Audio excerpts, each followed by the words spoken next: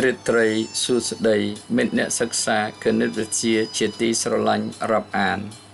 នៅរិត្រីកាលដ៏សែនមនោរម្យនេះខ្ញុំបាទសេរីយុកោមានកិត្តិយសលើកយកគណិតវិទ្យាមកបង្ហាញដូច្នេះ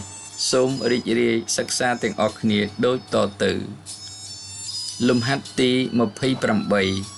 2 ស្វ័យគុណ x បូក 5 ស្មើ2 ស្វ័យគុណ x បូក 2 ស្វ័យគុណ x ស្មើ132យើងអាចសរសេរបាន2 ស្វ័យគុណ x បូក 5 ស្មើ2 ស្វ័យគុណ x គុណនឹង2 ស្វ័យគុណ 5 បូកនឹង2 ស្វ័យគុណ x ស្មើ132ទាញ2 ស្វ័យគុណ x ជាកត្តាយើងបានអង្គទី1ទូទី1នៅសល់2 ស្វ័យគុណ 5អង្គទី2ទាញ2 ស្វ័យគុណ x មកនៅសល់1 2 ស្វ័យគុណ 5 ស្មើ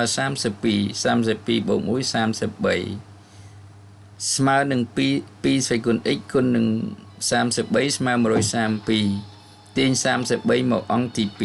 2នៅអង្គទី1គុណមកអង្គទី2ចែក132ចែកឲ្យ33ស្មើ4យើងអាចសរសេរជា2 ស្វ័យគុណ 2 2ការ៉េ2 ស្វ័យគុណ x ស្មើ2ការ៉េនាំឲ្យយើងបាន x ស្មើ2ស្វ័យគុណដែលមានគោលដូចគ្នានាំឲ្យនិទាសន្នស្មើគ្នា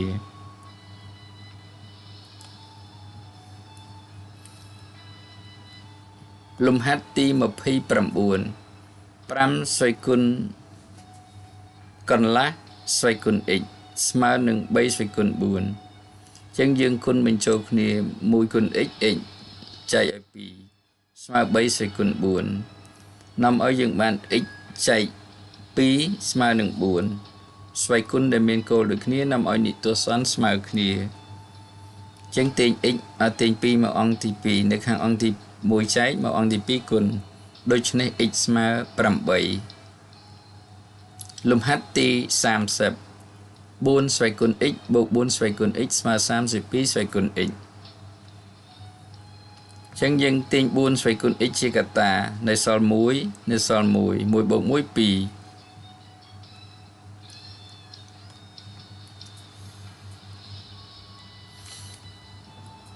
5 32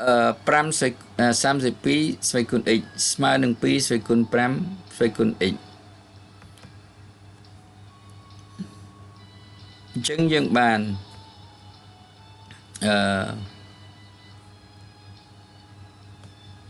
ស្វ័យគុណ 2x គុណនឹង2 ស្វ័យគុណ x ទាញទៅជា2 ស្វ័យគុណ x បូកនឹង1 2គុណនឹង2នេះទៅជា2 ស្វ័យគុណ 1នេះបូក1ស្មើ2 ស្វ័យគុណ 5x អញ្